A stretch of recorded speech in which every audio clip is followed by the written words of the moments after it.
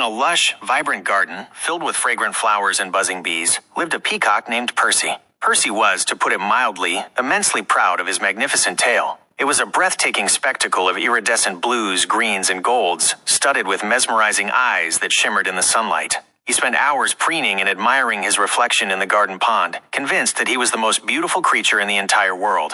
Percy strutted around the garden with his head held high, his tail fanned out in a glorious display. He looked down his beak at the other birds, the robin with its cheerful song, the hummingbird with its dazzling flight, even the wise old owl with its quiet dignity. "Look at me," he'd boast. "Have you ever seen such splendor? My tail is a masterpiece." One day, a flock of cranes, their long, graceful necks held in elegant curves, landed in the garden. Percy scoffed at their plain white plumage. "How dull," he muttered. "They have no beauty, no style. They're just cranes." The cranes, overhearing Percy's remark, simply smiled. "Beauty is in the eye of the beholder, Percy," said one of the cranes gently. "We may not have vibrant feathers, but we can soar to great heights and see the world from above." "Can you?" Percy scoffed again. "Fly? Of course I can fly." He flapped his wings, but his heavy, cumbersome tail made it difficult to lift off the ground. He managed a short, awkward hop, landing with a thump. The cranes, without another word, took to the sky, circling high above the garden. Percy watched them, a flicker of shame crossing his face.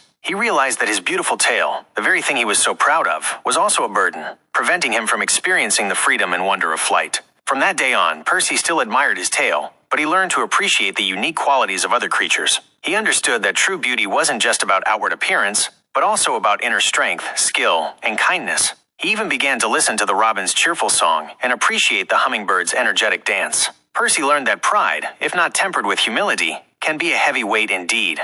Moral of the story: pride goes before a fall.